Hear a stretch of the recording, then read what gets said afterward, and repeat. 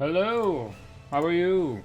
I did not plan on making this video, but since I have just finished Triangle Strategy, I'm like, I want to talk about this game. So I'm going to make a tier list of all the characters because I used every single character across every single playthrough that I did. I did multiple playthroughs of the game on the hardest difficulty in the game. So I would like to say that I have a pretty good understanding of how to use basically all of these units at the point in which the game is the most difficult. I actually have no idea how much more or less broken a unit might feel based upon an easier difficulty, because from the jump I only played on the hardest difficulty that you could play, even on my first playthrough. So this is going to be with hard mode in mind. And I've cut off the characters at the bottom just so that if somebody's tuning in, they don't get spoiled. But I will be talking about even some of the spoiler recruitments that you can get in the story and in certain paths. And I'm going to be revealing them a little bit. I'm going to scroll down, but consider this your warning. In about 10 seconds, I'm going to move the page down a little bit so you'll be able to see the characters that we're going to be talking about. And another thing to go over before I actually start listing these characters is every single character, they have their own uses. They're all good in their own situations. I just think that there are some that are better than others. Don't just because you see one character in the bottom tier, that doesn't mean that they don't have their uses. In fact, the character who I have in D tier, I used in more maps than a lot of the C and B tier characters, but that doesn't make the character themselves really good. And I'll go ahead and explain a little bit about that afterwards. So, without further ado, I'm going to scroll down, and we shall begin. I'm going to go from bottom up. Usually I go from top down, but I'm going to go from bottom up this time. I think that's more fun. So I actually have two characters in the D tier. I'm going to try and order this, but the absolute worst character in the game, in my opinion, in Triangle Strategy is Julio. And this is the character that I was saying that I actually used him quite a bit, despite the fact that I think he's the worst. So what makes him the worst? The thing that makes him the worst is that he is really just a TP whore. That's all he really does. He hands out TP to people in droves. And that's his only role. He doesn't really do anything of his own. He can do like some damage, but you're just better off giving TP to a character that does more damage than him so that they can use bigger abilities. And something else he can do is he can take TP from people in a group around him. That's kind of useful. But then he's probably going to blow up the next second. So, you gotta watch out for that. And there are other characters who take TP away from the boss that are a lot better at doing so, and who can keep themselves out of danger after the fact, like Milo, who I will be talking about later. And the thing is, he can give TP in bulk to somebody, which is cool, but then after that, you're gonna be stuck on one TP. So you're either giving one TP to one character every turn after that, or you have to restore his TP by means of another party member like Medina or Serenoa. So even though I used him a lot, it was really just because there were other characters in the game who are so good that it was worth trading a whole unit just to get Julio in there to just give them a whole bunch of TP so that they can spam down stronger and stronger abilities. But that doesn't mean that that makes Julio necessarily very good. I don't know if it's Julio or Julio. I just call him Julio. But yeah, in my opinion, he's probably the worst character in the game. But like I said, somebody that I actually used quite a bit, but it's not because he's necessarily good, it's because he's just decent at enabling other units who are way better than he is. It'd be nice if there was some more variety, if he could grant units other things instead of just TP. But he's just a TP bot. It's actually insane.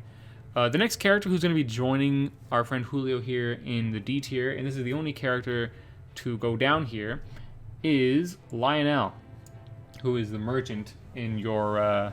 And by the way, the Triangle Strategy OST, oh my god, it's so goddamn good. Anyway, so Lionel, it joins you. He is the merchant in the encampment. I don't really like Lionel for a couple of reasons. One, his early game abilities are really bad. For one, I don't really care about him getting like extra rewards for picking up spoils. I don't care about that. Charm is good, like reducing the enemy's, defense and magic defense is good, but there are other characters that can do that also have other abilities that make them a little bit more useful, and you can also just use items for that purpose without having to, use a character who doesn't really get anything else done. He has a charm, but the success rate is incredibly low, much lower than somebody like, again, Milo, who I'll bring up later, who's very good. So his charm has a very low success rate, even when you level him up like crazy. I don't really know how to improve the success rate of charm. I don't know if it's tied to luck or accuracy or whatever the hell it is. But his charm rate is just a lot lower than it really should be. And then you have Inciting Whispers, which has a much higher success rate of infuriating an enemy. But that's not really that good unless the only person in range of an infuriated enemy is the person that you want them to hit, because they can go ahead and hit any random target of yours. And usually if Lionel's close enough to infuriate somebody, he's close enough to get hit by them.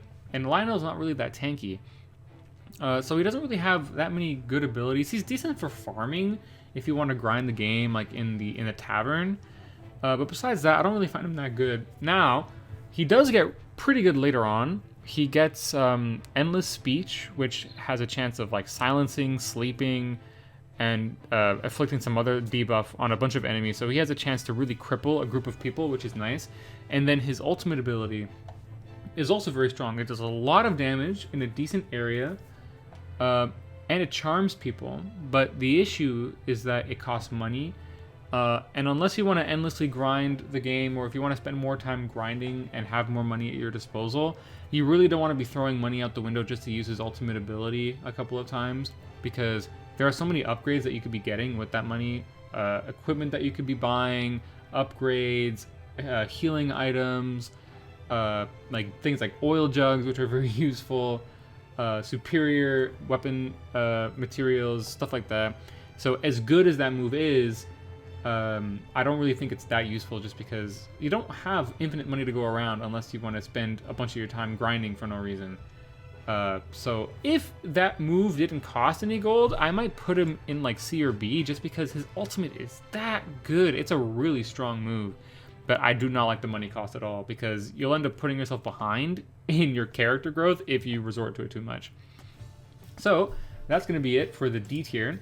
Now we're going to be moving on to C tier, and these are all characters that I think are pretty decent. I've used them in a couple of maps. I basically never dropped Lionel in any maps, but the following characters I actually have dropped in certain maps. I have found uses for them. So the first character we're going to be talking about is Piccolita. So Piccolita, kind of an interesting character. She's got a decoy that you can use, and it explodes when people attack it. The decoy doesn't really do that much damage when it dies.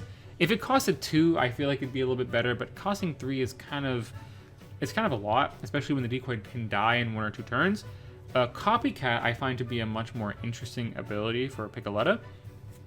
But the problem is that whatever move she copies is a one-time use. I think it would have been a lot cooler if she could copy multiple abilities and have access to those abilities for the remainder of the map. I think that actually would have made her interesting, because then, you know, let's say you have her next to a mage that just uses a lightning move. It's like, oh, I want to grab that. I want to have a chance to paralyze people, so you grab that and then you start sparking people, or you use it on water. Or if an enemy healer uses a healing move, you can copy it and use it and have Piccolita play a supplemental healer role. But the problem is you have to waste a turn using Copycat, and then you can use the move, which still costs TP, and it's only a one-time use. So it's not really super duper effective. And then there are some moves that she can't copy, like certain boss attacks. So the usages for Copycat, in my opinion, are a little bit limited. For me, the best part about her is that she does decently more damage with items, like damage items, but again, that's, you know, money cost, and it, you know, like I said, you don't want to be wasting too much money on buying on buying items that cause damage, like firestones and stuff like that, when you could just be using a fire mage like Frederica. So I find her usages a little bit but she is good at causing a distraction. The decoy, I don't know what it is. It doesn't infuriate enemies, but the opponents tend to really prioritize it. Maybe because the decoy is just a naturally squishy target. Her damage is also kind of low. Ball toss sucks fucking dick. It's just not a good move. So she's kind of, like I said, she's got her uses. The switcheroo thing is also kind of cool, but I don't really know what usages you would use for the switcheroo, unless you were trying to like put the decoy on top of a high ledge you normally can't go to, and then the next turn you use switcheroo to go up there. That's the only thing I can think of. I don't know why you would need that vantage point for someone like Piccolita, who's more of a melee character, and Baltos has like no range. It does, like, again, like I said, no damage. The decoy is cool. It will act independently and can actually do damage. It's nice that it's not purely an illusion, but I think that a puppet character could have been done a lot better than Piccolita. Like I said, she's got her uses, but she's really not that good. Next up, we have Narv, and Narv is the ultimate example of, you chase two birds and you lose them both. He tries to satisfy everyone, and in doing so satisfies no one, essentially. And it's very fitting that there's sad music playing on the Narv section. I like Narv. I think his character's cool. But the thing is, he's got like a really bad moveset. Basically, his gimmick is that he's got a very middle-of-the-road, kind of a weak spell for every element that's available in the game. Fire, ice, lightning, and wind. But these skills, they don't really do that much damage. His ultimate ability, Mystic Beam, is decent. It'll heal anybody it passes through and deal damage to anybody it passes through, and it does like 6... It has like 6 range in a straight line, so that's kind of decent. But it's kind of limited because, if the opponent is even a little bit higher up or lower than you, it doesn't really hit. It doesn't have like a huge margin for like height, as opposed to some of the other abilities. So if he uses it against a group of enemies, he's probably going to be exposing himself to a lot of danger. He does have a healing ability as well, so he's good to like fill a couple of different roles. Really good support damage and like supplemental healing for an actual healer if like your party is really taking damage on a certain map. Another use for him is like, you can, with the wind, you can turn people around so that your melee characters don't have to walk around to get somebody in the back and do more damage. Like, there are uses. You can use his Icy Breath to put ice on the floor for someone like Corentin so that he can get more TP without having to put the ice on the ground himself. There's a lot of things you can do with Narv. It's just that he doesn't really excel in anything, and because of that, it's really easy for him to fall behind because he's just a little bit too much of a generalist. So yeah, there's that.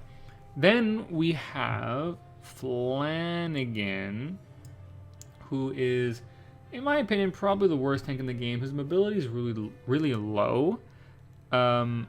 He can make himself a little bit tankier, which is nice, but at the cost of even more mobility. He can taunt people, but he can only taunt one person, as opposed to Eridor, who can taunt multiple people with 2 abilities as opposed to just 1.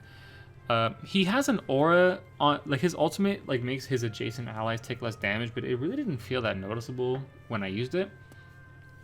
And he doesn't really do that much damage at all. His aerial assault does middling damage. It's good as a mobility tool, but you'd rather not waste the TP. You'd rather use something like Shielding Stance or that, aura move that I mentioned before, but he just doesn't seem like that impactful. He really just feels like a meat shield, but not really one that offers a crazy amount of utility like some of the other tanks that I'll be talking about later. So he just felt very low impact. So, there's Flanagan, I guess. I don't really have much to say about him. Trish. Trish, one of her gimmicks is that she can act twice. She's kind of like Anna. But I don't really... So she's got decent mobility. She's got the most mobility out of all the archers for that reason, which is good because a lot of the archers are pretty slow. But the problem is that archers don't really need that much horizontal mobility because they have a lot of range, and if they get to a high enough place, they don't really need to move around that much because the higher you are, the more accuracy archers have. So I prefer something with more... I would prefer an archer to have vertical movement rather than horizontal movement. So someone like Huette I find to be a little bit more useful because she can get to a high perch much more easily. But someone with high mobility, not exactly the worst thing in the world. I don't think her abilities are that crazy. There are archers that hit harder than her, like Archibald and I almost called him Ronald, Rudolph. Being able to pick up items without having to step on them, I mean, like, it's a whatever passive. A little bit gimmicky, I would say, compared to the other archers who all have a much more defined purpose and are a little bit more useful. To be fair, I didn't get to play around with Trish that much because I only used her on my last playthrough. But I wasn't really a big fan of her, but I can see where she's useful. So that's going to be it for the C tier. Now we're going to be moving on to the B tier. And the B and the A tiers are a lot more populated than the lower tiers, because like I said, most characters in this game are very good. Even the characters in the lower tier, you can find yourself using to great success depending on the situation. Every character in this game can fit a nice role, which is nice. But since most characters in this game are very good, you're going to see more characters in B and A, and then you're going to see a couple in the S tier. So we're going to start with the bottom of B tier, and that's going to be actually right after Trish. We're going to have Travis, her dad. So Travis is basically a tank. He can deal some good damage with his little back throw move. Like, he's got some decent damage, but one of his perks is that I forget if it does more damage or if he gets more tanky when he's isolated.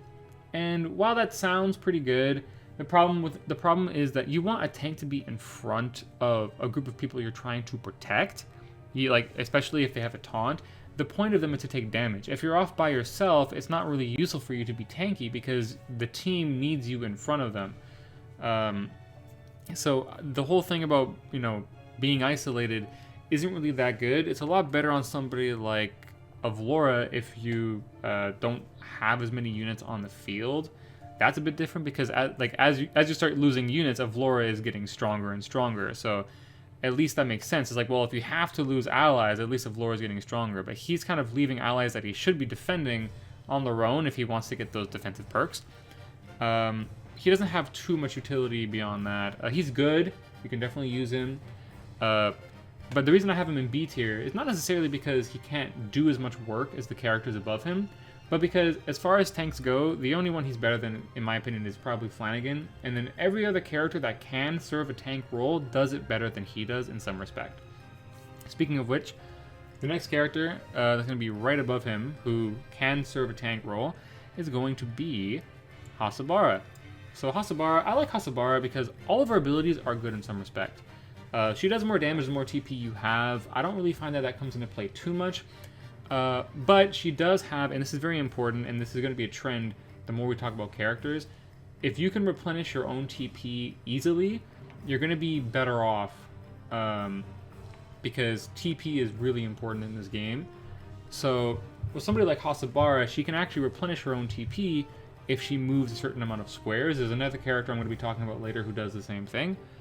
So that's really good because if you're going to be doing more damage based on how much TP you have, being able to replenish your TP by moving around long distances is good, especially because she's a horseback character, so her movement is necessarily already really high. So the kit complements itself really well.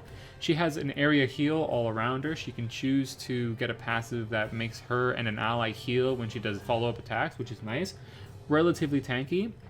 Her ultimate is very good. She'll basically move somebody to a location and then increase their defenses.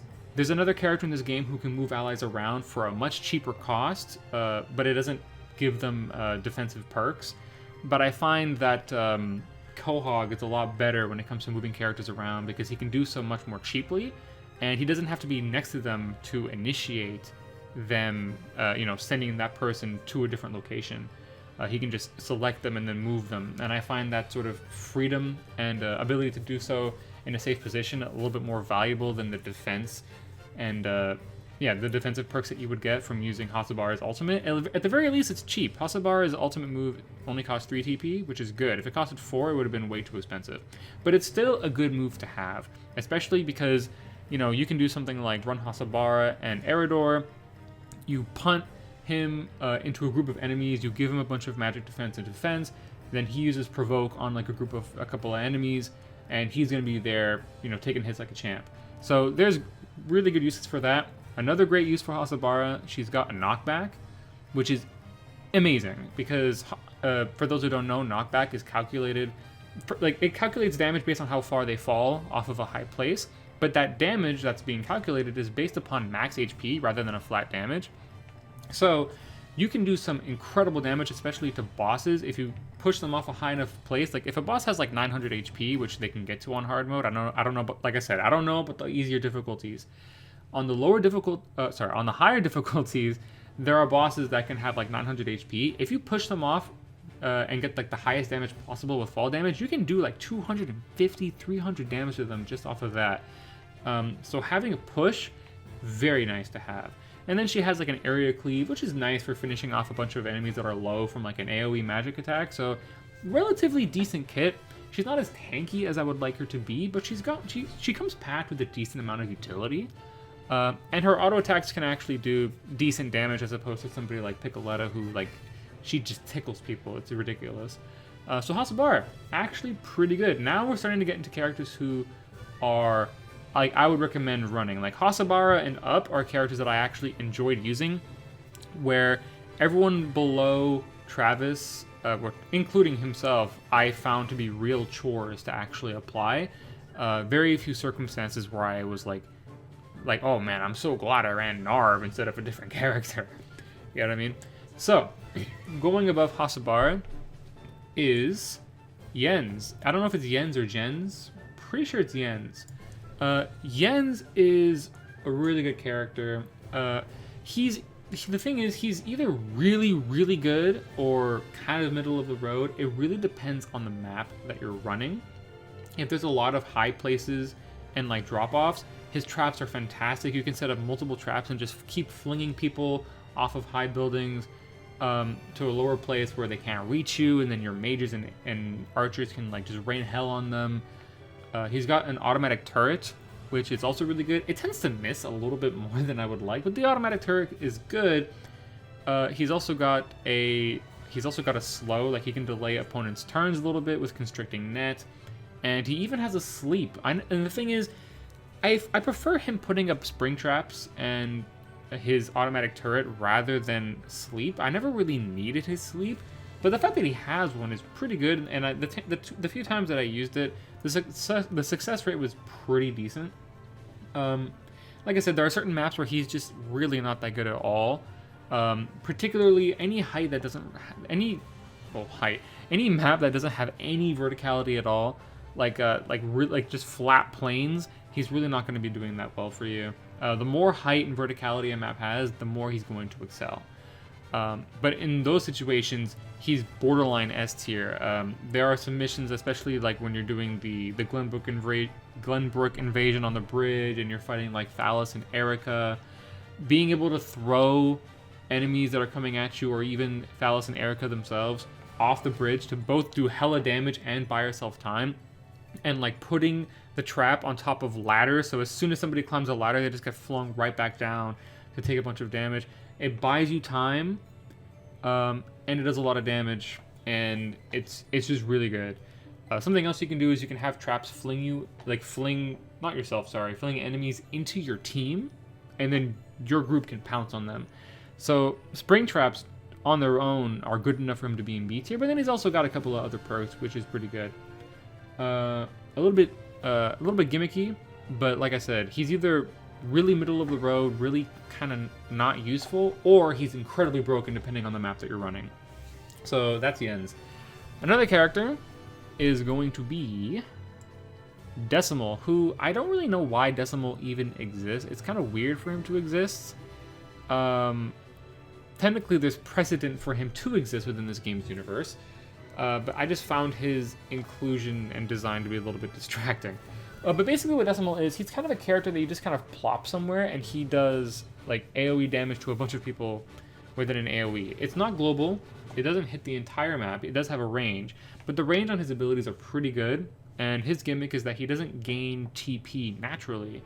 If you want him to gain TP, you have to sit there and wait without moving, but when you do, he gains 3 TP as opposed to 1, which I actually think is better than the general gain, of 1 every turn. And it's gimmicky. Like the way it works is like he has different moves that hit people if they have different HPs. Like you can use one move that hits people if their HP ends in 7 and does a lot of damage, or you can hit people who have a height difference of more than 5 above you. So you can put him in a low place and do lots of damage to people who are a certain height. So he's good there. Sometimes it can be hard to use him. His movement isn't that high, so repositioning him can be a little bit annoying. And not being able to hit certain enemies if they don't have certain HP values is kind of annoying. But when he is able to hit a large group of people, he can do a lot of damage. You know, for 2 or 3 TP, he can hit like 4 or 5 enemies for like 130 damage plus each. So we're talking about a move that, you know, is costing 2 or 3 TP, and the amount of damage you're getting out of it is approximately 500-ish, more probably. So you get a lot of value out of his usage. He's just a little bit difficult to apply, and it's really hard to plan around using Decimal because you don't know who is going to be able to even hit. So I find him a little bit restrictive in that regard. But it's a fun character to use, and there's an item in this game that increases your magic damage and your physical damage, but prevents you from gaining TP naturally at the start of your turn. And that item is very good on Decimal because he already doesn't get TP at the start of his turn. Or their turn? I don't know. So Decimal, actually pretty decent. I prefer other characters, but he's good. Next, we're going to be talking about Archibald. So Archibald, really good archer. At first, he was my favorite archer to use, but then I found that I liked Rudolph and Huette a little bit more. Huette actually used to be my least favorite archer, and then she became my favorite over time. So Archibald, good character. What's nice about him is he's got hella range. His ultimate sucks. Piercing Arrow, don't fucking use that move.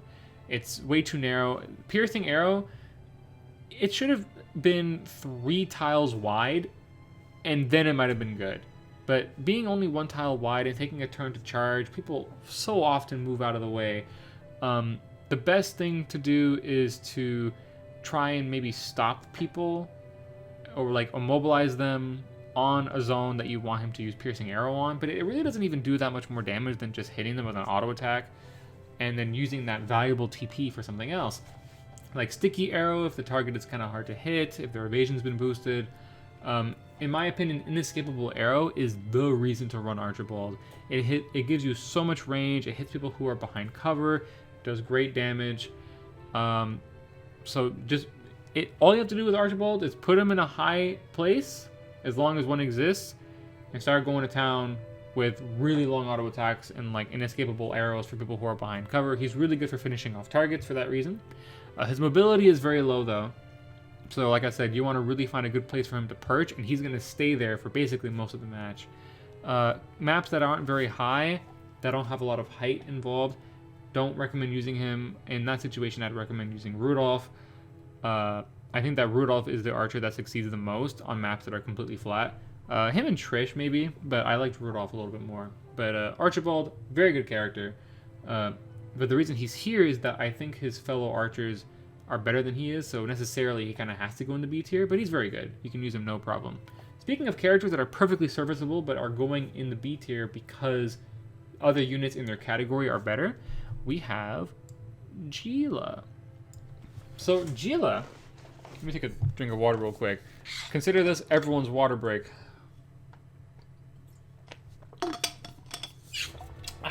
Okay, so Gila, basically very cookie cutter healer. That's really all that she is. She has a heal that she can use on somebody that only costs 1, so you could technically just heal people every turn that she comes around, and she can help keep people topped off. The issue starts coming when, you know, a group of your allies start taking damage. Who do you prioritize? Well, you could use Sanctuary, but then you're going to really start running low on TP, and you can't use Sanctuary every turn. There are other characters who have a little bit of an easier time healing a larger group of people, like Medina and Cordelia. I just feel like Gila runs into TP issues if she ends up having to heal a couple of, like, not just a couple of people, but more than one person. She starts running into problems. Her ultimate gives people a free revive, but there are items that do that I think are a little bit more useful. I'd rather save her TP. Haste is okay. And being able to cure status ailments is actually good. She's perfectly serviceable. I just think that Cordelia and Medina especially are just better than she is. They provide a little bit more utility, a little bit more usefulness. And both of their ultimate abilities are better, 100%. I would rather heal somebody than resurrect them because, you know, let's say you have somebody who's at like 20% HP. I would rather heal them and use 1 TP than to set up a resurrection for them just so that they can go to full HP anyway and wastes 4 TP doing so. So I don't really find her that crazy. If you fully upgrade her, she's got some decent mobility and her range is nice.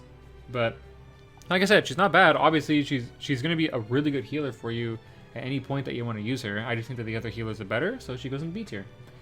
Okay, next up we have Roland. And Roland is good. In fact, I could even say that he is maybe A tier worthy.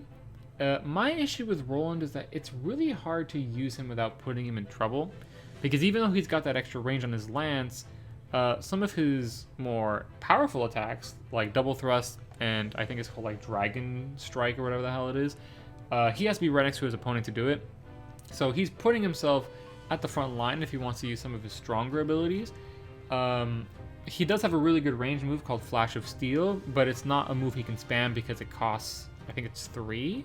It's either 3 or 4. Flash of Steel is expensive. So you gotta be careful with Roland, because you're either gonna run out of TP hitting somebody from far away, or you're gonna put yourself in danger using either double thrust, rush, or that dragon strike move. Now, to his credit, Roland does a lot of damage. He has pretty good luck values. He has a passive where if the weather is clear, he has a very high luck value because his luck increases during clear weather. So if you get a crit on his ultimate move, you can do a lot of damage. I have finished off many a boss with Roland specifically just for that reason. He's got a lot of good damage. I just find him a little bit frail to use, especially for somebody who's going to be finding themselves on the front line pretty frequently. If you have an escape plan for Roland, then he's very good. It's just that's really the only reason why, is just that he's a little bit frail for somebody who's always in the front. That's why I prefer someone like Serenoa, Serenoa can take much more of a beating than somebody like Roland, in my view. Plus, Roland, when he's not playing in clear weather, the mobility is a little bit reduced, and also his luck value goes down from that passive. Whereas there are other characters who can excel in all types of weather. So yeah, there's Roland. Like I said, Roland's good. You can absolutely use Roland. I just think that there are better DPS character options out there. And topping off the B tier, we're going to have Izana. Now, Izana is interesting, but there's one reason I don't like her. Well, I do like her, but there's one reason why I don't use her as much as I would probably like to, because I do like her character, is that she's very dependent on weather. She can do a lot of lightning damage, but it has to be raining, so she has to set up the rain and then start using spark. Or she can set up a tempest and start using wind moves, but I don't like doing that because she has to put herself in danger just to use that wind move. I would much rather spark somebody and have a chance at paralyzing them, especially because if the puddles are in your favor from the rain, you can chain that spark to other enemies and paralyze multiple people. So Izana, she does really good damage because she has that passive that gives her bonus damage in the rain. So that's really nice. But the problem is that rain can inhibit a lot of other characters. Like if you're using someone like Giovanna, you might make a puddle in a terrain that she might otherwise want to use for like grass. She might want grass terrain and you've turned it into a puddle terrain. So there's that. But to be fair, it can be used as a benefit. You can create puddles for Izana to be able to heal people instead. So, it comes with benefit. Like rain obviously comes with benefits and deficits. But considering that Frederica is the strongest pure DPS in the game, in my opinion, and she relies on clear weather to increase her fire damage further, her and Izana wouldn't go well together. If you want to use Izana, it's good to use Izana with someone like Narv or even Corentin. My biggest issue with her is that her ult is kind of useless. It's not useless, but it's really unreliable. It misses a lot. Now, what it is basically a global. It hits everyone on the map. It costs 5 TP, and you have to charge it. If you use it in the rain, it can do some decent damage, and the paralysis chance is relatively high, but the odds of missing it are insane. Like most of the time when you use it, you're going to miss like 80% of the targets that you use it on, and at that point, you're just better off sparking people. Now, the issue is that she doesn't really have inherent TP gain, so you're going to set up your rain, and then you're gonna still be at 3 TP, and then you're gonna spark 2 people, and then you're gonna run out of TP, and then you have to wait. I find Frederica and Corentin to be much more useful as mage DPS characters because they have ways of restoring their own TP to keep the damage going. Frederica, as long as she kills somebody, she will get 1 TP back, so she can keep casting Blazing Chains as much as she wants. And Corentin, if he's standing on ice, will gain an additional TP at the end of the turn, and there's lots of characters who can set up ice for him, or he can even do it himself. So because of that, they're a lot better at dishing out more damage and utility than someone like Izana. So because of that, Izana is good. Her damage, in fact, her individual like damage against one person, I would say, is probably higher than someone like Corentin. But her AoE potential isn't that good without putting herself in danger. And if she keeps dishing out single target damage, she's eventually going to have to stop and wait, which is something that Corentin and Frederica don't actually have to do. So that's why she's going to go here. But her damage is good when she is hitting people, especially in the rain. Her damage is pretty damn high. And that's going to be it for the B tier. Next, we're going to be talking about the A tier. So these are characters that I basically recommend using at any point in the game. They all have usages on basically any map that you can think of. They're all good in one way or another. So at the bottom of A tier, we are going to have the second to last archer in the game, Rudolph. So one of the reasons I don't like Rudolph is that he's a little bit slow. Like his movement, rather. His movement isn't very high, but he doesn't really make up for it with incredible range like Archibald. He can get good range if he's high up like most archers do, but the range bonus that Archibald gets is way higher than Rudolph. So how does Rudolph make up for this? Rudolph makes up for this by being good in basically most terrain. In flat terrain, he's very good. Staggering shot, in particular, is incredibly useful because if you're perched up on a high place, chances are you're going to have somebody who wants to come around and try and hit you. So if they come up like a flight of stairs, because they're trying to get on the mountain you're on, you can staggering shot them and push them right back off. So staggering shot is just really, really good. He also has traps. The traps are also incredible. They're really good at buying you time, and when enemies step in them, even like let's say you put a trap right next to one of your allies and your opponent steps on them because they were going to attack them, the trap will not only do damage to them, but it will also stop whatever action they were going to do, even if that was the space that they were going to stop on anyway. So it's a really good defensive option. Like, you just put it around someone where you think an enemy is going to approach them, and you can stop them in their tracks. Very useful, especially if there are reinforcements who are like coming up from behind you, which happens on certain maps. Putting some traps is useful. Staggering shot is very good. His ultimate is really good. It can hit people who are pretty high up, so even if he's lower than his opponent, he can still hit them with Rain of Arrows, which has a decent AoE, decent damage. His damage is very good.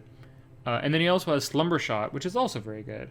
So all of his moves are good, and his damage is really nice, and he excels, in my opinion, in basically all forms of terrain. And having a knockback really seals the deal for me in terms of his usefulness. And he has an AoE, which archers don't really have. Huet kind of can, but it's more of a gimmicky AoE sort of deal. His is actually a bona fide AoE, and his ult only costs 3 TP, which is very nice. So Rudolph, really good character. Next character we have, and I popped the fuck off when I saw that you could recruit this guy, and that is Maxwell. So Maxwell, basically the reason why he's above Ronald. I said Ronald. What's with me? Why am I thinking Ronald? First I called Rudolph Ronald, and now I called Roland Ronald. At least Roland is similar, but come on, man. Okay. The reason why he's above Roland is basically because he's more TP efficient, because if he's able to hit multiple people with anything, whether it's an auto attack, whether it's an ability, he will get 1 TP back. So because of that, he's a little bit more self-sufficient. Plus, something that's really good is that he gets a free revive in his kit. He just gets it from his passive. I forget if it's tied to one of his weapon upgrades or if it's tied to one of his class promotions. But if you upgrade him to the max, he has a free revive in his kit, which is amazing because then you can have him make some more riskier plays. and he can come out of it unscathed. So that's really cool. And I find his ultimate a little bit more useful. You can jump at people from far away, do a bunch of damage, get 1 TP back, and then fall back if you want. So really useful to have. Traverse is really nice. He can clear some pretty high jumps that he needs to, so he can get some bow like archers that are on like some like high up places, and he can sort of deal with them. It'd be nice if he had a knockback. That is something that Roland does have. Roland does have a knockback, which is useful. If he had a knockback, he'd just be absurd though. Triple thrust is just a better version of double thrust. And I'm trying to think. Oh yeah, he also has a like push through, which is basically the same thing that Roland has. They have a lot of similar attacks, obviously. I just find that Maxwell's ultimate is a little bit more useful. Doesn't do as much damage as Roland. Roland hits like a truck against a single target, and like I said, it's been very good at doing lots of damage to certain bosses. But I find that Maxwell's was a little bit easier to use, and overall you get more damage if you hit a large enough group of enemies. Then there's the fact that you can use it from far away, so it has a lot more range than someone like Roland's. He's better at keeping himself out of danger. Even though he's not on horseback, he technically has more mobility because of traverse, both vertically and horizontally. Very useful for that reason as well. And he's a little bit more TP self-sufficient, because if he hits more than one person with any attack, he gets 1 TP back. So he can be a little bit more aggressive, especially with that revive, which very fitting that he has a revive in his kit, by the way. But yeah, I think that overall Maxwell takes the cake a little bit more over Roland. But like I said, they're both really good.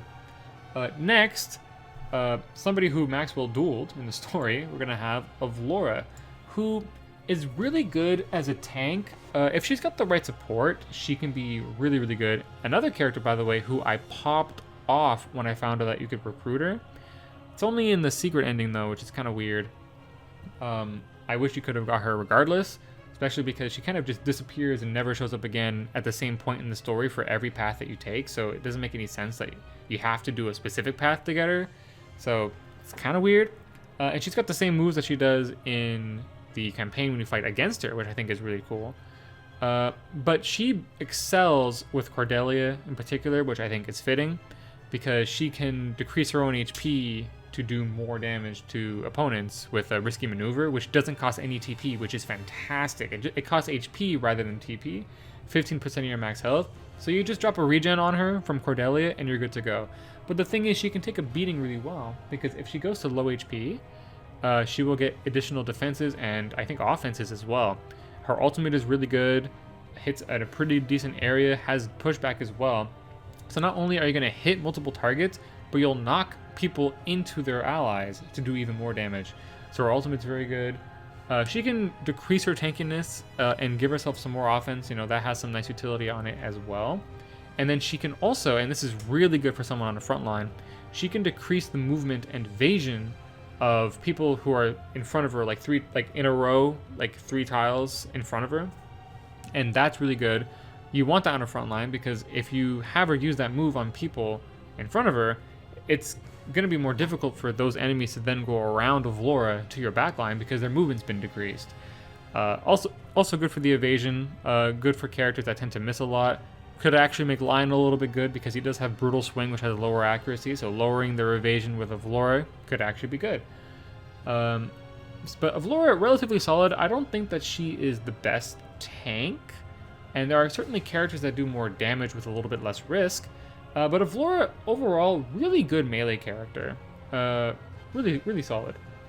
The next character I'm going to be talking about is Anna, who is... she's just so goddamn good. Being able to poison 2 enemies per turn, essentially, as long as you got the TP for it, is excellent. There's a really fun comp that I ran where I was running like Anna, Quahog, Medina, and Milo. And Medina, Milo, and Anna can all poison. So I would just go around poisoning people like crazy. And then once they were all poisoned, I would have Quahog stop time so that everyone would just take poison damage over those 2 turns that everybody was frozen. So her poison is really good. The fact that she can act twice is phenomenal, because she can initiate really good follow-up attacks if somebody's standing on the opposite side. Her being able to go into stealth. There were lots of missions, especially on my first playthrough. Like, in my opinion, the first playthrough was one of the harder playthroughs because your characters aren't as strong. And Anna was so important for that playthrough. I remember on the mission where you're fighting Avlora on the castle grounds, this is when you choose to go with Roland's plan to reinvade Glenbrook. That mission I remember being really difficult, and the key to victory when I played that map was to have Anna sneak by basically everyone and kill the healers in the back so that they would stop healing, Avlora and a lot of the other units, especially with regen.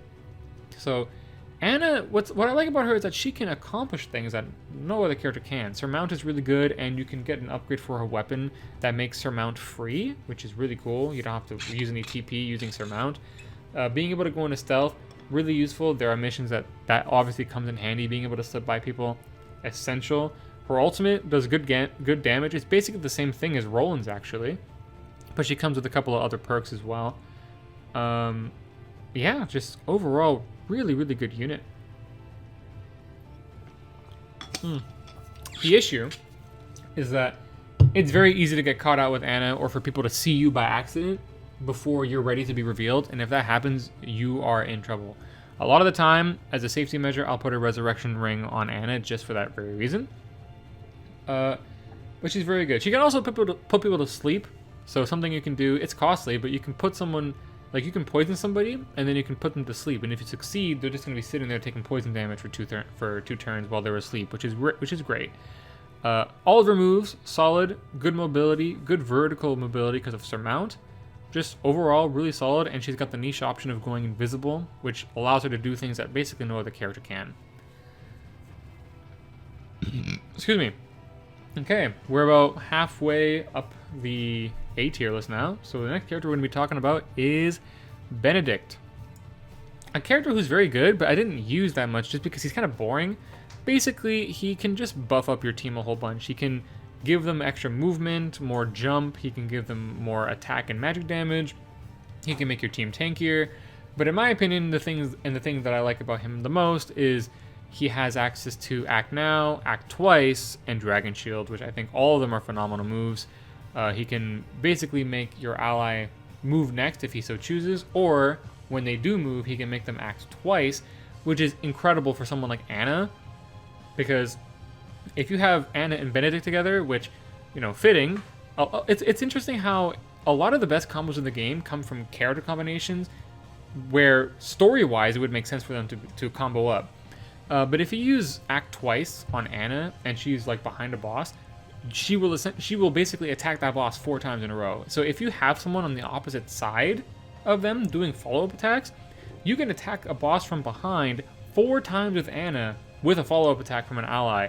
You're going to melt that boss in no time flat. So Act Twice, very good. Act Now, also very good. If you want to do something like Sunfall with Frederica and then Act Now and then she drops the fireball right away. Very good usages. Medina obviously has a better Act Now because of the Swift Spice that she can use. And then Dragon Shield, really good if you're expecting to get hit by an AoE. I did use that to great success in the final boss of the True Route. There's like this plus attack that they do, and I just had Benedict block that with Dragon Shield, and it was basically flawless. So really good character. I don't know why I find him kind of boring to use, despite the fact that he's so good. But yeah, Benedict, amazing, really good character. Do not sleep on Benedict. The next character I talked about a little bit earlier, we have Cordelia. Now, the reason Cordelia is here above Vegila, who's in the B tier, is that Cordelia is a lot more self-sufficient on TP. Basically, the way she works is if you don't move, then you gain an additional TP at the end of your turn. And that doesn't include actions like Decimal. She can still heal somebody, but as long as she doesn't move from the spot that she's sitting, she will gain an additional TP. This is amazing because you can keep dropping regens on people to heal them. They will be passively healed at the end of every turn, which is amazing. And then she will still gain 1 TP even though she's using regen every turn. And because of that, it's a lot easier for her to use some of her more expensive skills, as opposed to somebody like Gila, where as soon as Gila uses Sanctuary once or twice, she's stuck, and she either has to wait to use Sanctuary again, in which case there's a turn where she's not dropping a heal on somebody, or or she has to resort to using an item, or you have to have somebody like Julio giving Gila TP so that you can keep dropping sanctuaries. This is not the case with somebody like Cordelia. Now, her sanctuary equivalent is more expensive on TP. It's 3 rather than Gila's 2. But I find that Cordelia is still more useful to use and more applicable just because she has a much more consistent way to gain TP while still healing people. Then she has a really strong combo with, like I said, Avlora. Being able to grant her regen on somebody like Avlora is actually very useful. And then she has the evade ability that she can give to allies, which is particularly good on another character that's going to go in this tier, Groma. Groma and Cordelia together are absolutely insane. You drop that evade on Groma and you give Groma 2 evasion, I think it's bracelets, like the highest evasion that you can get. Groma is going to be dodging stuff left and right, and she's a counter specialist when she evades, so every time I used Cordelia, I used Groma and vice versa. The combo is just really good. Her ultimate ability is also fantastic. Being able to overheal people is amazing. I prefer it to something like Resurrection, obviously. Really good for putting out on your front line. Good for dropping on somebody who's going to go in alone, who you expect to take a lot of damage. She's just got really, really good moves. And mostly just for the fact that she's more TP efficient, I find to be a reason to put her above Gila in this tier. And if her range sucked, it would have been an issue. But her range is actually pretty good, so it's not something you have to worry about too much. A lot of the time, I find myself with more TP than I know what to do with Cordelia, which is great. So yeah, there's that. Next, we're going to be talking about somebody who at first I really didn't like, and I didn't understand them, but then I discovered that they were actually incredibly broken, and that is Giovanna. When I first started using Giovanna, at first I saw what she could do. I'm like, oh, okay, so she's limited to what she could do based on the terrain she's standing on. I didn't like that. I felt that might be a little bit too limiting. But the thing is, you can create a lot of the time the terrain conditions that you want. You can't create flat land or grass. That sucks because the Ivy move that she does is really good. But you don't really need the Ivy shot as much, especially if you have the ice attack and her ultimate. But what's really cool about her is that she is more TP efficient than a lot of the other DPS characters, because as long as she moves more than 5 spaces, she will gain a TP at the end of her movement. So at first, it felt like she did like no damage, and I guess I shouldn't be too surprised by that because she has Rock Toss, and Rock Toss kind of sucks. But once you start getting to her, ice attack and her ultimate especially, that's when you start seeing that she can do some really strong damage. And this is particularly good because the ice attack that she does has a good amount of range on it, hits in a big straight line, does a lot of damage, and it freezes the entire path that she shoots out. And this has a lot of really good synergy with both Narv, who can freeze the ground to create ice for her to use her abilities, or Corentin, who's also going to be freezing the ground, and she can create frozen ground for him so that he can gain more TP with his passive, or he can make ice for her so that she can use her ice attack and hit a large group of people in a line. So really, really strong. And then her ultimate is just amazing. It's basically just a global. She's better on more flat maps because if the height difference is too much, then her ult won't go across the entire map. But she can hit a ton of people with her ultimate. It's insane, and the damage is very good. If you use Giovanna's ult and your frame rate starts dropping, it's because you're doing a lot of damage. So someone who I didn't like it a lot at first, but then it's like she's got a lot of good abilities. Plus she can heal people if she's in a puddle, which is really interesting. So if you need to heal somebody in a pinch, you can do that. Being self-sufficient on TP, also really nice. So Giovanna, surprisingly really good.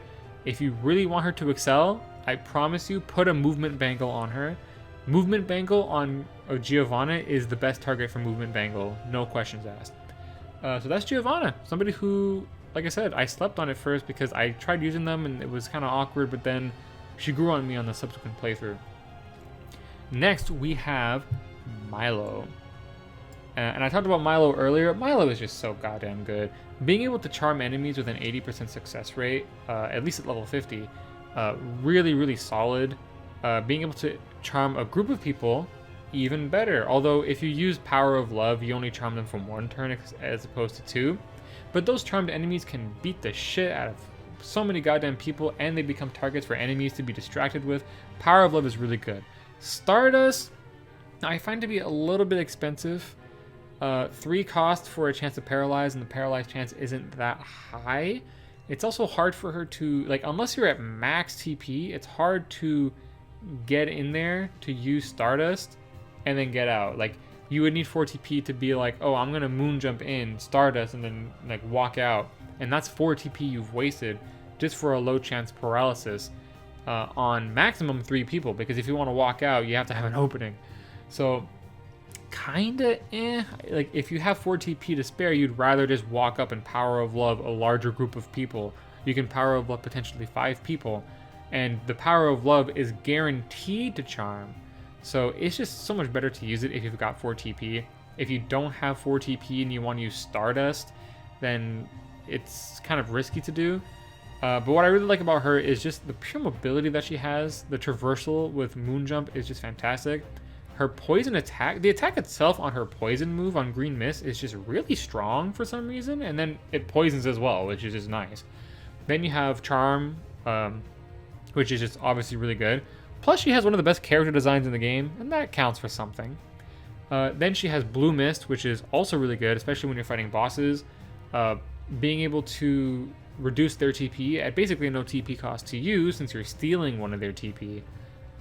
You'll go neutral on TP, which is great because then you will gain the next turn, so that's really nice. And it's really good for when you're fighting bosses. If you don't want a boss gaining TP to use more problematic moves, she's also really good for that as well. It's just nice. She's also really good on that map with the mine carts and the bombs because, like I said, she's got a lot of traversal. She can keep herself really safe. Just overall, really solid character. And in the story, she's really fun. So, Milo, honestly, really good. And the next character, another character similar to Giovanna, who, like unlike Milo, like as soon as I got Milo, I loved her right away, and she was really good. But this character, I used her a little bit in the beginning because I didn't have as many units, but then I was like, oh, I don't like her that much. She kind of sucks, and she always misses, But then, as I used her in subsequent playthroughs and leveled her up a bit, I'm like, hang on, she's actually really broken. And that is Huette. Huette is very good. Huette has a blind and a immobilize, which is very good. She doesn't have as much accuracy. I noticed that she misses a little bit more than Rudolph and Archibald, but she has focus, so she can increase her accuracy and just get rid of that problem. Now, it does cost 1 TP, but it is a one-time use. You don't have to worry about it after that. And her chance to blind people and immobilize them is pretty damn high. And Huette, for that reason, is also good with Groma, because you can, blind people, and then when they go to attack Groma, they're way more likely to miss. You can use it on archers who are going to go attack your mages. It's annoying when the blind doesn't work, but what I like is that her blind chance application rate is very, very high. Her damage is pretty good. Because she's a Hawk Rider, she can get to a high place very easily because she just flies up there. She doesn't have to walk. She doesn't have to worry about height differences. She just flies everywhere. So getting to a good vantage point is very good for her. Then she has, I forget what it's called, but it only costs 2 TP, and she basically makes herself a Yen's turret for a turn. And anyone who moves near her, she shoots it automatically, which is amazing. Because if you use it in a large amount of, a large enough group of people, let's say you perch her up somewhere, and you hit 6 or 7 people with that move as they make moves near her, she's going to be dishing out a lot of damage for only 2 TP. Then you have Shooting Star, which is a very strong single target move, great for finishing off targets that are just a little bit more HP than a standard attack away from dying, and it has more range than a standard attack, which is great. Plus the animation is really just sick. Huette is really good. And I regret the fact that I was sleeping on her for a while, but she's very good. Lots of mobility, both vertically and horizontally. Amazing utility, decent damage. I think that she is the gold standard of archers, actually, in this game. There are, like I said, there are benefits that other archers have over her. Like Archibald has just the range over her, and Rudolph has some utility that she can't provide. But I think Huette overall is the best archer in the game. The next character I'm going to be talking about is Lord Serenoa himself, who is just... It's kind of weird because he's a very basic character, but just all around really solid. For one, under the Wolfort banner, I forget what that move's called, but his ultimate is just super good. Like, spending 4 TP to give everyone in range 1 TP is, like, you're basically trading 4 TP to give up to, like, 8 people plus, right? 1 TP. So you're trading 4 TP for essentially 8 or more, because the ultimate actually has a decent range all around him. So he's very TP efficient for that reason, because even though he has to burn 4 TP to do so, he's giving everyone else more TP. So you get more TP on average if you have Serenoa on your team and you have his ultimate. Then you have Delaying Strike, which at first I didn't use Delaying Strike as much as I used something like Hawk Dive, because Hawk Dive just does more damage, and it's very tempting to just slam Hawk Dive on somebody and do a lot of damage. But I find Delaying Strike, especially in some of those harder maps, Delaying Strike is a lot more useful. It works on bosses as well to delay their turn order, and that can be the difference between life and death in so many situations. Being able to delay somebody's turn so that one of your allies can move first and deal a critical blow that they might not have been able to do otherwise. So Delaying Strike is really good, plus it only costs 1 TP, so you can spam it down every turn, so that's really useful. Hawk Dive being a ranged option is nice.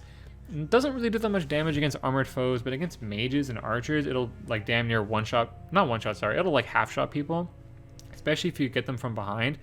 Really strong. Shielding Stance is really good if you want to defend someone who's a little bit exposed that you know might take a hit, or if you're not running like a full-on tank, you're running like a couple off tanks, like you're running like Serenoa, who can kind of take damage, Groma, who can kind of take damage, of Laura, who can kind of take damage, you know what I mean?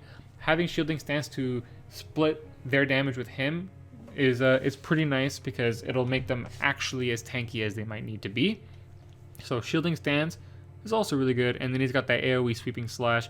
Not a move that I used as much later on in the game. If I've got the TP for Sweeping Slash, chances are I'm going to wait for either his ultimate, or I'm going to be using Delaying Slash, depending on what target's in front of me. But Serenoa, relatively decent. His luck chance, I don't know why his luck is so much higher than every other character. Plus, in his weapon tree, he has bonuses for his luck, where it's like, I really wish that there were other characters who had more luck than Serenoa. But Serenoa's luck, for some reason, is just really high. And he has luck in his weapon tree, where I feel like some of the archers would like that luck a lot more. Or even, Roland, his luck increases in clear weather, so it makes sense for him to have, in his weapon tree, the ability to increase his luck as much as Serenoa can. So a little bit random, but he has decent damage, a good off tank, good utility. He's a jack of all trades, and unlike someone like Narv, he does most of those things pretty damn well. And Serenoa is required for most missions anyways. Like you can't not deploy Serenoa for most missions, which is kind of irritating. I wish that they would let you not use him. But if they're going to force a unit for you to use on every map, I'm glad it was Serenoa, because he's very useful to have. And now, the last character that's going in the A tier is going to be, I think I mentioned it earlier, is Groma. Groma, another character that kind of frustrated me at first, because I'm like, oh, she's an evasion tank. I want to just go ahead and dodge a whole bunch of people, right? It's a bit of a learning curve, because you got to be careful when there's mages, because mages are, like, even if you blind a mage, they're very unlikely to miss. Mages just have much more accuracy with magic in general. However, usually what I'll do is when a map starts, if I see that there are like goddamn no mages, and it's all like pikemen and dagger people and blades, and like the boss is a melee character, I'm throwing in Groma and I'm throwing in Cordelia, and she's gonna go ahead and dodge basically everything. And even if Groma gets hits once or twice, the regen will usually kick in and save her. Groma's got good damage, she's got range with Energy Wave. She's not really that intensive on TP. She doesn't really need to be. You can just have her sit there and wait for people to come hit her. So her TP usage, it doesn't really, you don't have to worry that much. Lure in is very good. for making sure that people who are nearby her aren't going to attack her allies. And then when she lures them in to attack her, she dodges, she counterattacks. That's kind of her gimmick, being the evasion tank and then countering when she dodges attacks. And there's lots of characters who can blind, like Huette, for instance, who can blind and be useful in that respect as well. So there's just lots of really good usages for Groma. Her damage is very good. She can immobilize people, which is also cool. Just really, really solid. Her potential really becomes unlocked once you have Cordelia assisting her, and you have like the max level, like the highest level evasion items that you can buy, and you just give her 2 of those with Cordelia giving her an evasion buff, and you're off to the races. Then she's gonna start really putting in some work. There were some maps in the late game on hard mode where I just straight up sent her after like 5 or 6 horsemen who were just all using lances, and she was just handling them on her own. Like I said, a bit of a learning curve just to know what she can and can't deal with. And like I said, especially mages. If there's a mage in a group that she's going to go to, you got to be very careful to deal with the mage first, and then Groma can go in and just deal with a bunch of melee characters on her own. Very strong character in the right circumstances. Really good utility, I would say. Very good. And that's going to be it for the A tier. And I'm going to be closing it off, finally, with the S tier. We've got 5 characters to go. You can see them down there. And I'm going to be starting off with Eridor, who is, in my opinion, the best tank in the game. Incredibly valuable unit to have. It's interesting, when I started the game, I really liked Eridor. And then towards the mid-game, I didn't like him that much.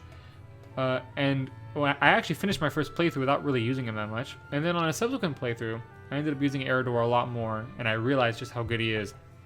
His provoke, especially when you get the upgrade that makes provoke only cost 1, he can provoke every turn. So he's really good at, well, infuriating people to attack him specifically, which is what you want in a tank. And being able to provoke every turn and still go neutral on TP is incredibly valuable to have.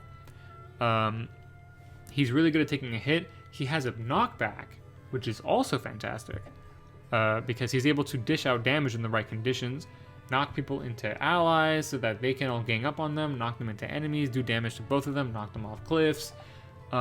He can even use it as a source of mobility because he moves forward a space when he uses push. So push is phenomenal.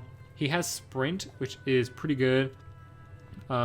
Usually you use it if you want to move Eridor somewhere else. You would use sprint, and then he gets that little extra movement so that he can get to where he needs to go a little bit faster than he otherwise would, so that's decent. He does have an attack that lowers his defense in exchange for giving him more offense. Didn't really use that move. It's cool that he has it, but wasn't really that useful. And then you have the mother of all mothers. You have his King Shield, which he ripped off from Aegislash from Pokemon, apparently. And it's basically just as broken. It makes him invincible until his next turn rolls around. So the lower his speed, the better. You don't want to increase Eridor's speed because the sooner his turn comes back around, the sooner he's going to lose that King Shield. But not only that, it'll infuriate everybody within the range, and King Shield has a pretty good infuriate range, and it's actually 100% guaranteed to infuriate, unless it's certain bosses. It's not a guaranteed chance, but against normal enemies, it's a guaranteed infuriate. So he really is just the ultimate tank with some pretty good utility as well. I think does he have shielding stance? No, he doesn't. But he's just the best tank that you can go for. If you want to tank something, you just run Eridor, basically. And the thing is, there are characters that are tanky that you can run, like Flanagan or even Avlora, Hassabara. A lot of the tanks that you can run, they're tanky, but the opponents are also not guaranteed to go after them. If they're close enough to your allies, they'll still go after your allies if they think that they can kill them. Eridor is like, no, I'm going to either infuriate you with whatever that move it's called. I'm just going to infuriate you with that move at 1 cost, or I'm going to King Shield and infuriate you anyway, and then I'm not going to take any damage from everyone that's ganging up on me. Some of the tanks in this game can be frail if too many people are hitting them, especially mages. Eridor is actually no exception. Mages still do a lot of damage to Eridor. But with King Shield, even mages obviously won't really even touch him. So Eridor, the best tank in this game, and that's really what the S tier is for. It's where the best of every character is going to go. So Eridor, best tank in the game. So I'm going to follow this up with the best DPS in the entire game, and that is Frederica. Frederica, very TP efficient, because if she kills an enemy, which she's going to be doing often because her damage is so high, if she kills an enemy, she's going to get one TP back. So you can basically get that passive in her weapon tree that increases the damage of her blazing end, or blazing chain. Sorry, blazing end. It's fucking Pyra. You can increase the damage of her blazing chains, and then in clear weather, when you use that move on one person, especially if you buff her magic attack with someone like Benedict, or you even lower their magic resistance with someone like Lionel or with an item, you're going to be doing like 300 damage with blazing chains. Chances are whatever you were attacking is going to die. And then you get 1 TP back, and then you get to cast blazing chains for free, because blazing chains cost 2 as opposed to 1. So in order for her to go neutral on TP and keep spamming the move, she has to kill them with the attack. Something that she's actually not going to struggle with all that much, because she just does so much damage. Sunfall is very good for hitting a group of enemies, but if you're going to use Sunfall, you basically need someone there to... like, you need either like a Benedict or a Medina to make her act immediately afterwards, or you have to have a Quietus point ready to use in tandem so that you can make her move right away, because very often enemies will move out of the desired location of Sunfall, and you're just going to be wasting your TP on nothing. There are situations where you can use it, but I actually just prefer to use Scorch or Blazing Chains. Pillar of Flames is useful if you put down, like, let's say there's like a hallway that's like 3 tiles wide, and you put down like a large oil jug on the ground. You can use Blazing Chains to ignite it, depending on what your position is, to stop those people from going through those flames. If you're not close enough to just use Scorch, right? So there are usages for Blazing, for Blazing Chains, or not Blazing Chains, sorry, for Pillar of Flames. I find Blazing Chains to just be her best move overall. But Pillar of Flames, kind of not as good, because usually when enemies group up in a line, they usually group up in a line, like in a straight line, like back to back, not side by side in front of her.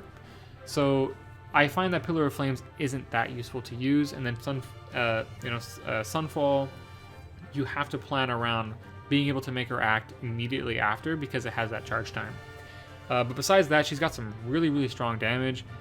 Flame is really good for interacting with grass. You can create barriers that AI will tend to avoid. So you can manipulate the AI into avoiding flames if you put oil on the ground, or if you light grass on fire. Her damage is very high. She can reduce movement. With Blazing Chain, she just has the highest damage of any mage, and she's relatively TP self-sufficient, which, I don't know what else you could ask for. So that's Frederica. Really, really strong character, and really well written, by the way. I really liked her character in the story. So now we're going to move on to the next mage, who's going to be standing alongside her, who I actually think overall is better, and that's going to be Corentin. So Corentin, despite the fact that he doesn't actually do as much damage as Frederica, and maybe even Izana, like Izana in the rain using Spark probably does more damage than Corentin. But the reason why I like Corentin the most is just because of his pure utility. For one, as long as he's standing on ice, he is going to be gaining 2 TP per turn without fail. He doesn't have to kill anybody, so it's not like he has to fulfill a requirement to be TP efficient like Frederica does. He just gets that TP for free. Then, every single one of his moves is efficient and useful in some regard. Frederica has like absorb fire and like immune to fire. She can basically make an ally completely resist flames, or like be like slightly resistant to it, like they take reduced damage and they counter. I found that those moves really weren't that useful, because most of the time, if they're getting hit by a fire move, it's by a mage, and if they're going to counter, they have to be at melee range. So a lot of the time, countering fire moves wasn't really that useful at all. It never came into play. Making someone immune to flame is nice, but it is a costly move. And not every mage that is going to be doing damage to your frontliners like Eridor is going to be using flame magic. Some of them use ice magic, a lot of them use shock magic, right? So a little bit limited, especially because she has 2 defensive skills that actually kind of do something similar. They are good at defending you against fire moves in particular, which is a little bit too specific, a little bit too niche, didn't really come into play. Someone like Corentin, he has a lot of utility abilities, and all of them are useful, and they're easy to use. He's got Frosty Fetters, which is basically like Blazing Chains, except instead of reducing their movement, it silences them, which makes Corentin incredibly good against enemy mages, which is great because mages are very problematic for a lot of your frontline tanks. Like Eridor is a beast against physical damage, but if he gets hit by a shock, he's going to take like 400 damage just from like one little mage dude using shock. So being able to silence a mage that might come in and threaten your frontliner and silencing them is really good. Also being able to silence healers, also very good as well. If you could silence bosses, that'd be nice, but usually bosses are immune to that, so eh. Then he has Frost Breath, which is basically just like Scorch, but it freezes the ground. Usually one of the best things to do is to use Ice Breath on an enemy and then position yourself on the frost that you just put on the ground so that you can start getting your TP back by 2 as opposed to just 1. Another reason why Corentin is good is that he will always combo in some beneficial way with every other character in the game, particularly the mages. Frederica will melt his ice if you're not careful, but being able to make puddles with the combination of the two of them can be good if you're trying to take advantage of lightning magic, if you're trying to take advantage of Giovanna being able to go into a puddle and then heal somebody. There are always benefits to having access to an element that you can put on the ground, like ice. Something else that's really good, Ice Wall, really good for stalling out reinforcements. There's lots of maps where you get kind of choked in, so being able to put up an ice wall that lasts a turn, very, very solid to use. Also leaves ice on the ground, so that's also nice. Then you have some of his more broken abilities. Excuse me. Then you have some of his more broken abilities. You have Ice Shield, which is one of the best things about him. He basically makes any target on his team completely immune to the next instance of damage, and then it counterattacks. The shield itself will counterattack. It'll counterattack the enemy no matter how far away they are, and it does a pretty good amount of damage. The damage that it does is actually dependent upon their max HP.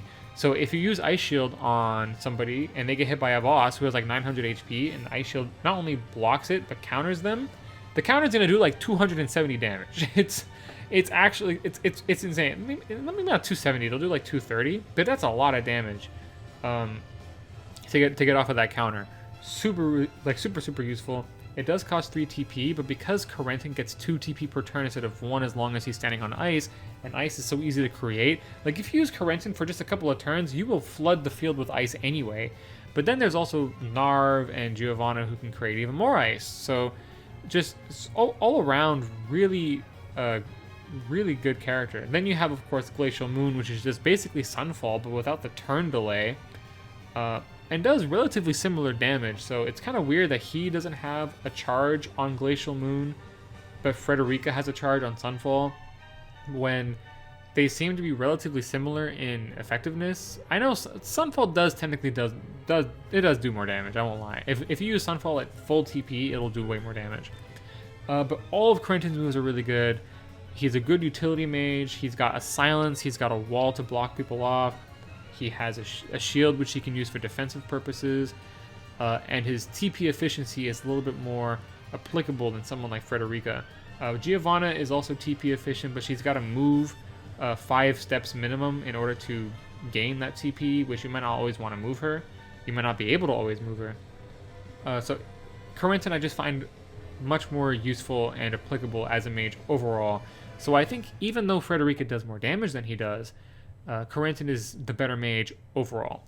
So that is Corentin. And now for the final 2 characters. I did not expect that when I was making this tier list at first that Quahog was going to be this high. Because when I first recruited Quahog, let me put him up there. When I first recruited Quahog, I did not really think much of him. I saw like the little blurb that you guys like, oh, he can turn back time. I'm like, oh, I'm like this kind of unit, like, yeah, it's kind of quirky, but I don't really see them being that useful. And even when I recruited him, I saw some potential. I was even thinking, oh, like I'm sure he's probably broken with some like niche strategy, but maybe not for me. right? But then I used them on a new playthrough, right? Because what I did is on my first playthrough, I stuck with like specific units, and then on the subsequent playthrough, I'm like, okay, I want to try a different library of units just for the variety. Sorry, I'm just fucking parched right now. So on a subsequent playthrough, I used Quahog, and that's when I realized that this little bitch is broken as shit. He's very good. For one, he's not really much for damage. In due course is his only damage move. It takes a delay to go off, and it's at the end of the opponent's turn that he puts it on. So a lot of the time he will move himself away from his opponents. Even if you put on somebody who's surrounded initially, they will move away from that group a lot of the time, and you won't get that area of effect damage that you're looking for. If you can get it, you're getting a lot of efficient damage for only 1 TP. But it's still a great damaging move because the damage on In Due Course that he has is based on max HP, which is really good for bosses. You put In Due Course on a boss who has 900 HP, guess what? They're going to take like 200 something damage just from In Due Course, which is relatively decent damage for a character who doesn't really excel in doing damage in the first place. Then you can teleport people all around the map, which is literally Hassabara's ultimate, but with less limits and only costs 2 TP as opposed to 3. You can move yourself somewhere, you can move an ally somewhere else. You can't move enemies with that ability, but it's still incredibly useful because you can have an ally make a very aggressive play and then teleport them out. And then if, you know, like for instance, the minecart stage, you know, teleporting yourself next to a bomb, defusing it, and then walking away. There are lots of different things that you can do with Quahog. For instance, you can also increase ally speed. It's not something I found myself doing that much, but you can increase ally speed. Just like I said, don't increase Eridor's speed. It's actually better for him to be slower. What else we got? We got we got like distortion, whatever the hell it is, where he switches his space specifically. He switches himself with either an ally or an enemy. And this is one of the things that makes Quahog so broken. Not only can he, you know, take an ally out of danger and then, you know, run away, but this works on bosses. Usually bosses are immune to things like statuses, but this is just switching places with a boss. And let me tell you how Quahog being able to switch places with a boss is incredibly powerful. If you don't want him to die, you can do something like put an ice shield on Quahog, or like a dragon shield from Benedict on Quahog. Have him switch places with a boss to drop in the middle of your entire team, and then they all jump him or her. And then at Quahog's destination, he'll have some protection. He'll have the shield, right? But even if you're just letting Quahog die, or if you give him a resurrection, ring, you can do that too. There's lots of ways to keep Quahog alive if he decides to put himself in danger by switching with an enemy. There's lots of ways you can do it.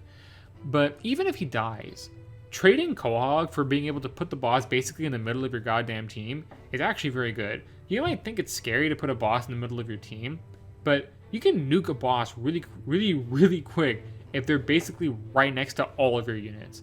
So there were so many fights that I just cheesed by using Quahog and then just switching places with the boss once they got close enough, and then just murking that boss. It's especially useful if you're on a map where the objective is only to kill the boss. There are routes like there are maps. I don't know why I had so much trouble with the word. I've been talking for a long time. I'm sorry. There are lots of maps where the objective is to rout the enemy, and you know, distortion doesn't come into play that much in those instances. But if you're in a map and the objective is to kill a specific enemy, like usually just the boss, Quahog is basically just going to win that map for you 100% of the time, because all you have to do is switch places with that boss, jump that boss with your entire team, and you're done. It's incredibly broken how he can just cheese maybe like 30 to 40% of the maps just off of that strategy alone, including the final boss of the true ending route, which, you know, if you've come this far, you're already getting spoilers. But you can just cheese Idor in the true route in the final battle by just switching places with him and Quahog. And like I said, even if Quahog dies, it doesn't matter because of the amount of benefit you're getting off of that. And you're able to cheese so many maps just with that ability alone. Then you have turn back time, which makes it so that your allies' HP, not their TP, but their statuses as well, will be reverted to what it was on Quahog's previous turn. And this is really cool because you can use it on enemies as well. So if an enemy just got healed and you don't want them being healed, you can just drop, you can just drop that time reverse on that enemy, and that heal will be undone. Same thing with positioning. If you don't want an enemy, like if an enemy's like kind of getting close to you and you don't want that, you can just either teleport them away or like just use like time reverse, and you'll just put them back to where they were initially, which is really, really good. Then you have his ultimate. And at first, I was thinking, well, how can you use his ultimate, really? Because what it does is it freezes everyone on the map for 2 turns. And that's all it does. Except for Quahog. Quahog is the only one who doesn't get frozen. And I was like, the only use I can see for that is you stop time, and then while time is frozen, you can drop maybe 1 or 2 in due courses on an enemy or a boss while they're frozen. Like, and that's really all I could think of. I'm like, that's kind of costly, and I don't really see the point of freezing everybody in time. But there's actually a lot of applications for that. For one, you can put a fire under the boss or under a whole bunch of enemies, for instance, and then you can stop time. And then while everyone's stopped in time for 2 turns, they're taking flame damage passively over those 2 turns while they're stopped, and they can't do anything about it. Same thing with poison. You can have a bunch of enemies poisoned all over the map, and then you can stop time, have them take passive poison damage over time, and in the meantime, your allies are replenishing 1 TP per turn because there is a turn that's passing them by where they're not committing to any action. So it's also a way to just sort of replenish your allies' TP. The bosses and enemies will also gain TP over this period of time, so that's kind of unfortunate, but it is an option if you want to give your allies some TP as well. It can be a little bit tricky to use against enemies that are really fast, particularly bosses, because bosses tend to have really high speed compared to a lot of the enemies. Or, sorry, compared to a lot of your allies. And because of that, they will usually break out of his time freeze faster than your allies will because their turn just comes around more often. So you gotta be careful about that. Another use for being able to stop time everywhere. Actually, no. Those were all the benefits that I mentioned. Also good with regen, like with Cordelia. Being able to regen more per round, also really good. Good for drawing out enemy buffs that they give themselves as well. Lots of uses. And then there's his ultimate, which even more so, I was thinking, well, how is this gonna be beneficial, right? Even more so than the stopping everyone for 2 turns, enemy and ally included. I was trying to think, how can reverting the entire map to what it was on Quahog's previous turn, both ally and enemy, like HP, TP, statuses, everything, what is the use of turning back time at the cost of 4 TP, right? I was thinking, well, maybe they gave you this option in case you made a really big mistake, and then you could turn back time with Quahog, right? But that's really not what it was for. What they made this move for, or at the very least, the best use for it, is you can do a big, borderline suicidal push with your entire team. You can burn hella TP with everybody. You can drop move twice with Benedict. You can drop Dragon Strikes with Roland. Anna can use her Blazing Dagger move. You can use like Corentin's Glacial Moon. You can use Skyward Strike with with Groma. You can use hella costly TP moves and just make a big suicidal push into a group of enemies, right? You'll kill maybe, let's say you kill 4 or 5 people, right? But you're worried now about the counterattack. Well, what you can do is you can reverse time to Quahog's previous turn, and what's nice about it is that Quahog's time reverse for the entire map, like his ultimate move, will not revive units that were there on the previous turn. If the units are dead, they will stay dead no matter what.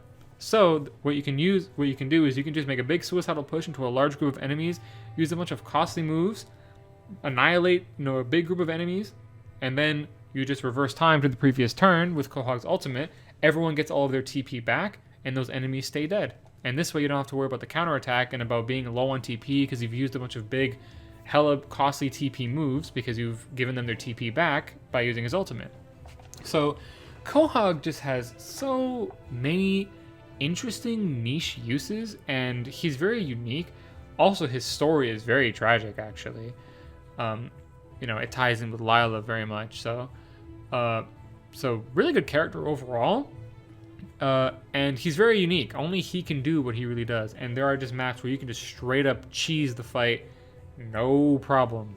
Including the final battle of the true route of the Serenoa route. You can cheese the final boss in the same way, which is actually what I did. I wasn't about to fight all that nonsense. That map looked like cancer. Hell no. I cheesed that shit, no problem. There's also a map where you're fighting a Vlora on like 2 boats. If you do, it's not the flood route. I think it's the Frederica. No, it's the Frederica option where you fight a Vlora on a boat. And it's like the whole gimmick is like you have your boat and then you have to go to the enemy's boat and fight a Vlora, and she has a bunch of enemies. But the condition on that map is not to rout every foe. It's just to kill a Vlora. So I literally just switched places with a Vlora, and she was stuck on my boat by herself, and then my team just jumped her and she died immediately, and I won. So Quahog, incredibly good character. Someone who I didn't expect to be singing their praises this much. But the more I used him, the more I realized he was super broken. You just gotta be creative with him. And then the last character, who I believe not only is the best healer in the game, but is probably the best unit in the game, is Medina.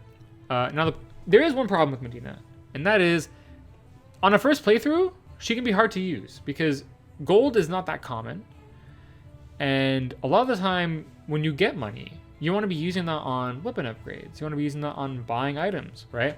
You might not always be able to afford getting so many, basic recovery pellets so that she can use it for her ultimate. You might not be able to afford all these swift spices or all these poison recovery pellets for her poison. You might not be able to afford, all these AoE healing items in addition to anything else you have to buy, like rings, bracelets, that kind of stuff. Weapon upgrades, materials so that you can upgrade the weapons, because you have to buy a lot of the time weapon materials to upgrade the weapons, and then when you upgrade them, they cost like 1,000 or 2,000 a lot of the time. So you can lose money really quickly. So unless you're grinding the tavern a lot, you're gonna run out of money, and you don't want to be spending that money using Medina. At least not on the first playthrough. On a second playthrough, on a third playthrough, depending on how many paths you want to do, Medina is absolutely the most broken character in the game. But let's assume that, you have the items, whether you've picked them up from, spoils, or whether, whatever. If you've got the items to use, Medina is 100% the most broken character in the game. She can use items at a range, so she can use it at a safe distance. And the thing that makes her the absolute most broken character in the game is that she can restore 1 TP to an ally if she heals them, even if their HP is full. If she just drops a healing item on them, she will grant them 1 TP. And this includes herself. So if you drop a ranged health pot on a group of 5 of your team, you've just used a healing potion and you've given 5 TP essentially to your team. 1 TP per person. That's incredible. And then she has double item, so she can do that twice. So in one turn, she can use double item, drop a fucking large ranged healing pot on 5 people, and she's just given 5 people 2 TP each, which is insanity. It's insanity how much TP she can actually give to her allies. And this includes herself. If she puts herself in that group of people who are being healed by her double potions, guess what? She's just going to give herself 2 TP, and then she can cast double items again the next turn. Oh, you think that's not enough? Here's Swift Spice. She has a move that's basically like Benedict's Act Now, except instead of costing 3 TP, it only costs 2. But you have to use a Swift Spice. Swift Spices are hella cheap items. So she basically just has a better version of Benedict's Act Now, which is a great move to use. So she has that. She can also poison enemies with items, which is very good. it's a way to do damage on her own based on their max HP, which is pretty good.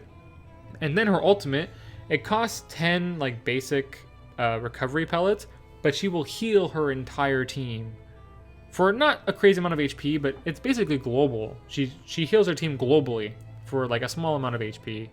I would say like 30%-ish, which is not the craziest amount, but when you're talking about a global heal, that's really good. What's weird is that I don't think that her ultimate actually applies her TP restoration passive that she gives people. I don't know why, but regardless, it's still really, really, really good.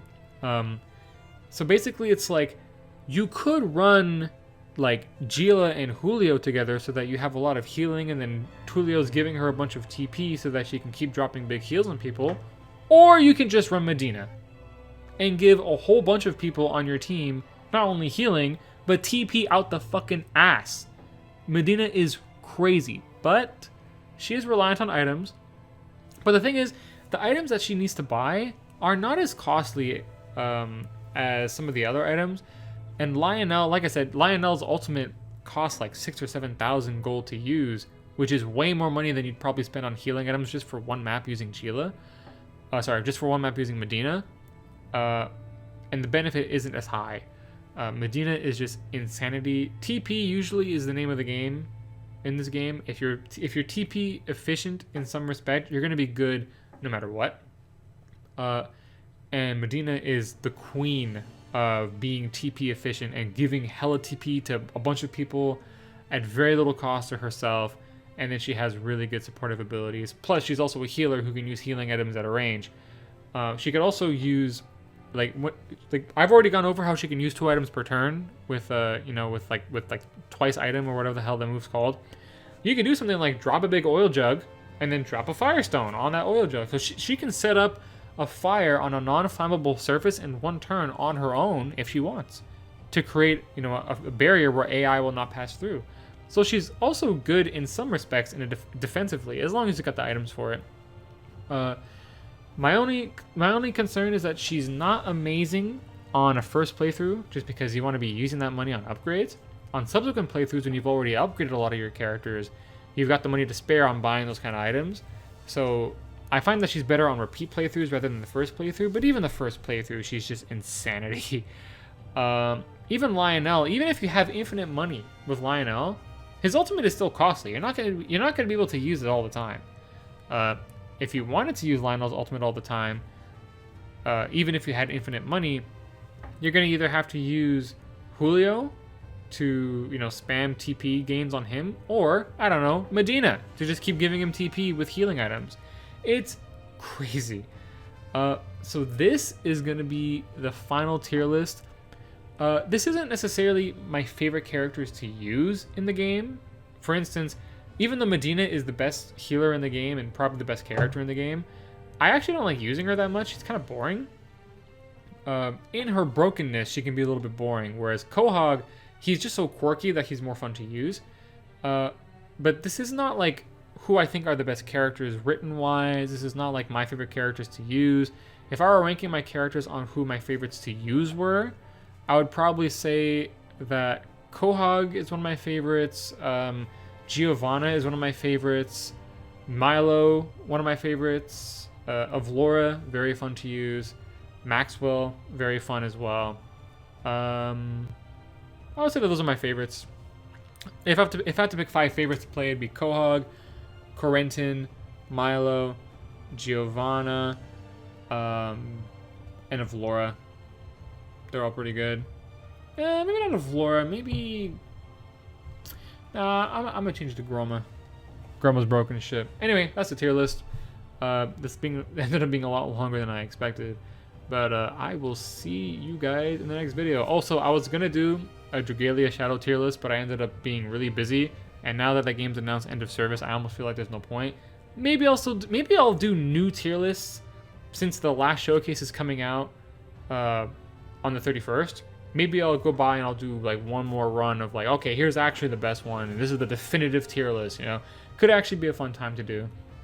But anyway, whenever I feel like doing another video, I'll do another one, and I'll see you guys later.